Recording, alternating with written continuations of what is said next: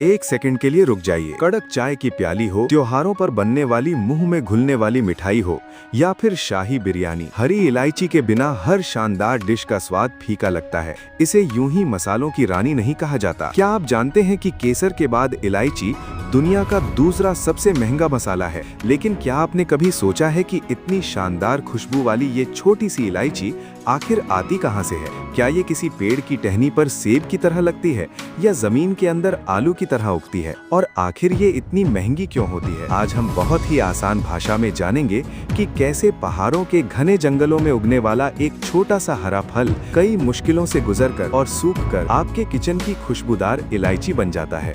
Video में आगे बढ़ने से पहले कमेंट करके जरूर बताइए कि आपको इलायची वाली चाय पसंद है या बिना इलायची वाली, और ये वीडियो आप किस शहर या गांव से देख रहे हैं। इलायची की कहानी किसी बड़ी मशीन या केमिकल फैक्ट्री से नहीं, बल्कि दक्षिण भारत के केरल, कर्नाटक और तमिलनाडु के ठंडे बादलों से घिरे और घने पहाड़ों से शुरू होती है। इसका पौधा केले के पेड़ जैसा होता है, जो 10 से 15 फीट तक लंबा हो सकता है, और इसके पत्ते बहुत बड़े बड़े होते हैं। लेकिन मजे की बात यह है कि इलायची पौधे के ऊपर नहीं, बल्कि जमीन के बिल्कुल पास इसकी जड़ों से निकलने वाले छोटे छोटे गुच्छों या पैनिकल्स में लगती है। शुरुआत में ये बिल्कुल हरे और ताजे अंगूर जैसे फलों की तरह होती है। इसकी खेती करना कोई आसान काम नहीं है। किसानों को घने जंगलों में भारी बारिश के बीच कीड़े मकोड़ों और जोंक का सामना करते हुए इन्हें तोड़ना पड़ता है। जब ये फल अच्छी तरह पक जाते हैं तो किसान इन्हें बड़ी ही सावधानी से अपने हाथों से एक एक करके तोड़ते हैं। कोई भी मशीन ये काम नहीं कर सकती, क्योंकि अगर कच्ची इलायची टूट गई तो वो बेकार हो जाएगी। सिर्फ इंसानी हाथों की इसी भारी मेहनत और खतरे की वजह से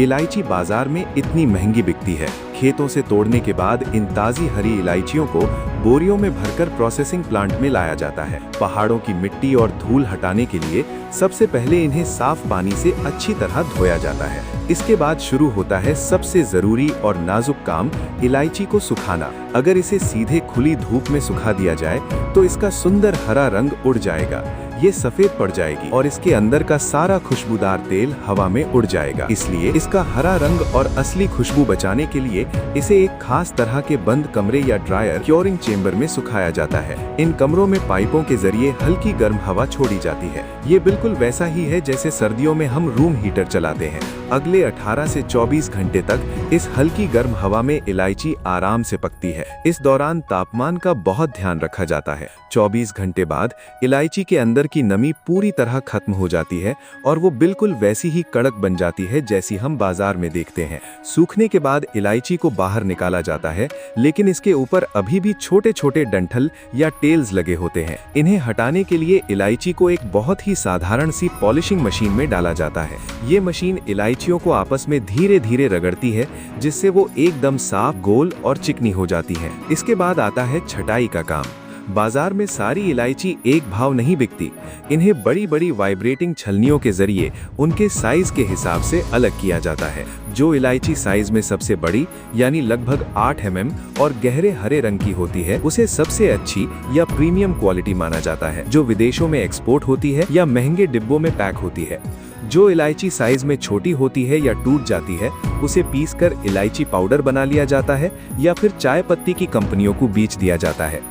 अंत में इस साफ और छटी हुई खुशबूदार इलायची को नमी से बचाने के लिए एयर टाइट पैकेट या डिब्बों में पैक कर दिया जाता है, और फिर ये आपके आसपास की दुकानों से होते हुए आपके किचन और चाय की पत्ती के डिब्बे तक पहुंच जाती है। पहाड़ों के घने बागानों की कड़ी मेहनत से लेकर 24 घंटे गर्म हवा में सूखने और मशीन में पॉलिश होने तक कुछ इस तरह तैयार होती है आपकी ये खुशबूदार हरी इलायची। अगर इस वीडियो से आपको मसालों की रानी के बनने का ये सफर पसंद आया हो तो तुरंत इस वीडियो को लाइक करें। कमेंट करके बताएं कि क्या आपको जमीन के पास उगने वाली इस इलायची की खेती के बारे में पहले से पता था। और अगर आप रोजमर्रा की चीजों के पीछे छिपा ऐसा ही सच जानना चाहते हैं तो फैक्ट्री का सच विद करण को अभी सब्सक्राइब करें। हम मिलेंगे अगली वीडियो में एक नए सच के साथ।